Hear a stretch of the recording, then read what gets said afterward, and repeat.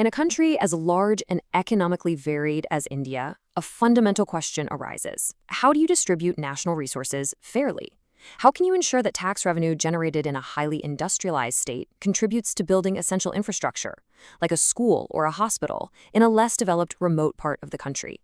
Well, this complex challenge is at the heart of what's known as fiscal federalism. And the central institution tasked with this balancing act is India's Finance Commission. Today, we're going to explore how this crucial body performs its role. So here's our roadmap. We'll start with the core problem of fiscal imbalance, look at the constitutional basis for the commission, then get into the mechanics of vertical and horizontal devolution. We'll also see how its formula has evolved, touch on the key debates it generates, and finish by looking at its importance today. All right, so first things first, why do we even need a finance commission? The reason is a structural mismatch built right into India's federal system, a gap between which level of government collects the most revenue and which one has the most spending responsibilities. Let's frame it with a simple question. How can a country like India ensure that all its citizens, whether they're a factory worker in an industrial hub like Tamil Nadu or a farmer in a more agrarian state like Bihar, have access to a comparable standard of public services? The goal is equitable public service delivery, and achieving that requires a mechanism to correct for natural economic imbalances. This brings us to the two key concepts the Commission deals with. First, there's what economists call vertical imbalance. Just think of it like this. The central government, through taxes like income tax and corporate tax, collects a very large share of the nation's revenue. But it's the state governments that are on the front lines, responsible for delivering expensive public services like healthcare, education, and law and order, so you have a mismatch.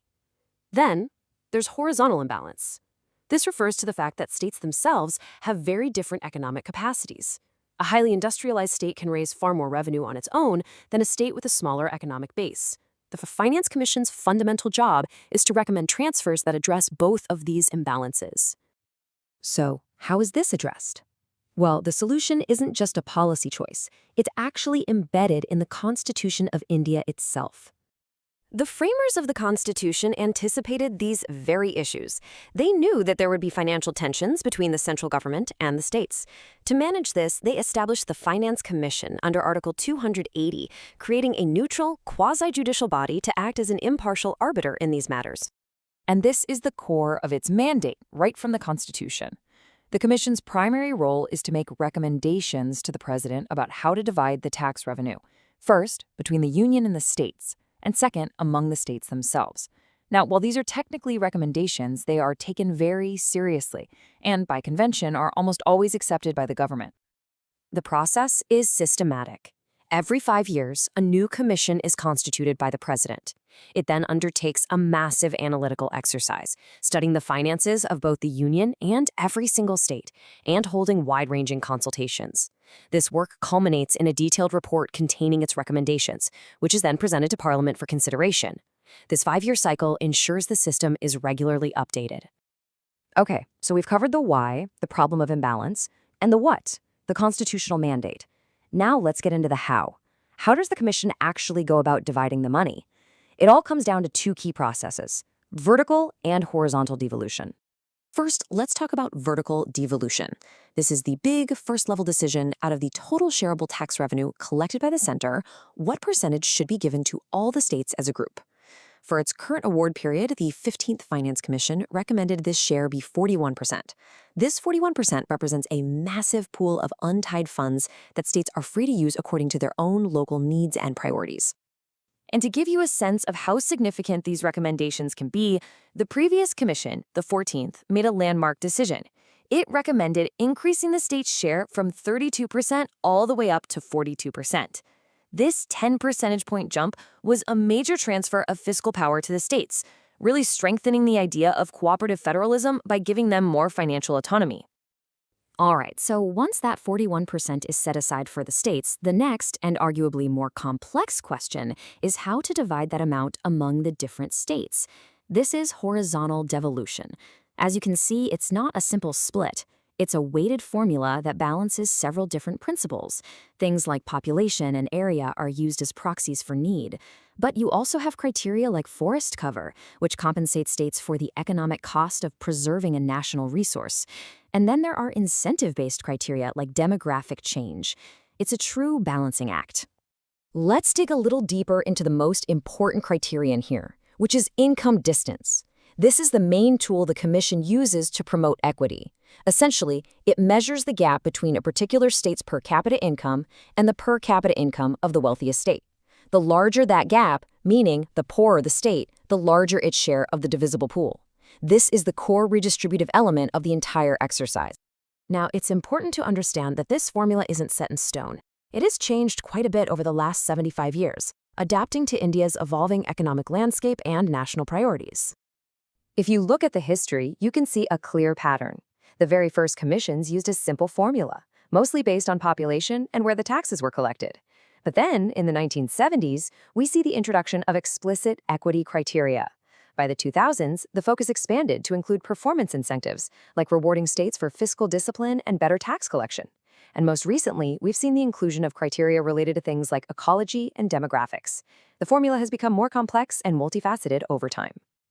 This chart really illustrates the early approach. For the first 10 finance commissions, the distribution of income tax was heavily weighted towards need, which was primarily measured by population. You can see that in the large blue bars. Performance, measured by tax collection, played a much smaller role. The philosophy was clear. Resources should go where the people are. Now let's contrast that with the more recent commissions. The picture looks very different. The equity criterion, which is primarily that income distance we talked about, has become the single most important factor. Look at those big gray bars. We also see the refinement of other criteria, like fiscal disability, which accounts for things like forest cover. The shift is unmistakable, from a simple need-based formula to a more sophisticated one that tries to balance equity, efficiency, and contemporary challenges.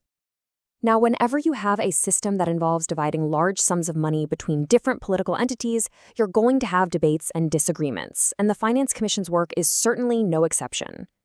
Perhaps the most contentious issue is about which census data to use for the population criterion. For a long time, the 1971 census was used. The logic was that this would reward states, mainly in southern India, which had done a better job of controlling their population growth, which was a national policy goal. The counterargument, of course, is that using decades-old data doesn't reflect the current reality of where people actually live and where services are needed. Using more recent data, like the 2011 census, would benefit states with larger populations, mainly in the north. It's a classic policy trade-off between rewarding past performance and addressing present needs. Another significant point of debate is the center's increasing use of cesses and surcharges. These are special taxes that are levied for a specific purpose. And here's the key part. Under the Constitution, the revenue collected from these does not have to be shared with the states. It stays entirely with the center. Many states argue that as the center relies more on these instruments, it effectively reduces the size of the shareable pool of taxes, which they see as undermining the spirit of fiscal federalism. So despite these ongoing debates, the Finance Commission continues to be a cornerstone of India's governance structure, and its role today is arguably more critical than ever. When you boil it down, the Commission plays several indispensable roles. It is the primary, evidence-based mechanism for resource sharing, which is the foundation of cooperative federalism. It provides the untied funds that allow states to deliver critical services. It also plays a role in promoting fiscal discipline for both the center and states. And fundamentally, it's the main institutional tool we have for correcting regional imbalances and promoting equitable development across the country. This leads us to a concluding thought. In an age of growing economic complexity and at times sharp political differences, can a technocratic, expert-driven body like the Finance Commission continue to hold the consensus and trust required to arbitrate the fiscal arrangements for the entire country? The answer to that question is really central to the future of India's federal structure.